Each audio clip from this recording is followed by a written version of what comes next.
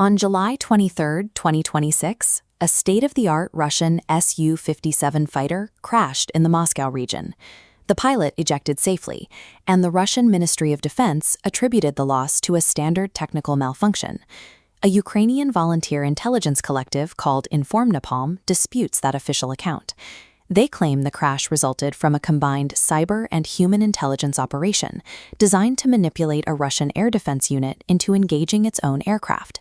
The operation focused on Bars Moscow, the specific unit tasked with protecting the capital's airspace against drone incursions. Bars Moscow operates as a software-defined volunteer formation. It discards the hardware-heavy radar batteries typically run by conscripts in favor of a rapidly fielded code-first architecture. The unit's primary asset is the Liz-2 interceptor, a catapult-launched drone that uses machine vision for automatic target acquisition. This reliance on machine vision means the unit's defensive logic is written in code rather than hardwired into a radar dish. This shift fundamentally changes how the system can be attacked. If the claim is true, the attackers didn't need to destroy the airframe physically. They attacked the trust between an automated sensor and the human reading it, turning a friendly aircraft into a target.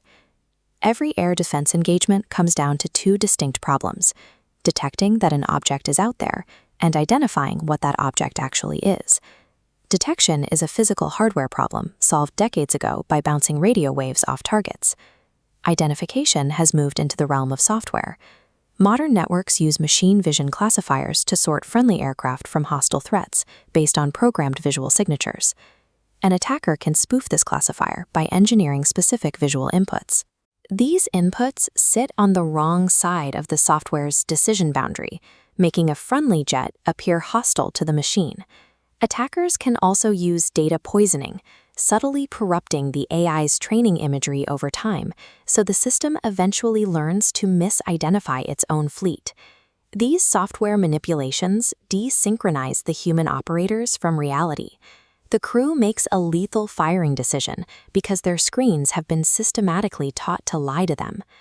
The software identification layer, the seam where raw sensor data becomes a human decision, is now the most valuable and least protected real estate in the air war.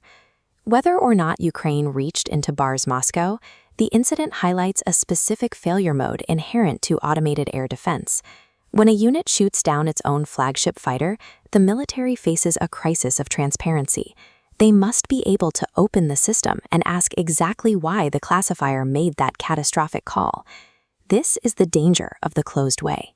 Militaries buying black box AI cannot inspect internal logic or audit failures. These sealed systems require external update pipelines, an attack surface preventing air-gapped defense. True sovereignty requires holding the model weights to sever these vulnerabilities. This control allows a military to red team the software against spoofing, audit the weights after an accident, and directly teach the system the visual signatures of its own fleet. In a war defined by algorithms, survival depends on the ability to open the black box. Relying on a vendor's sealed code means trusting an outside party with the one decision that can turn a weapon against its owner.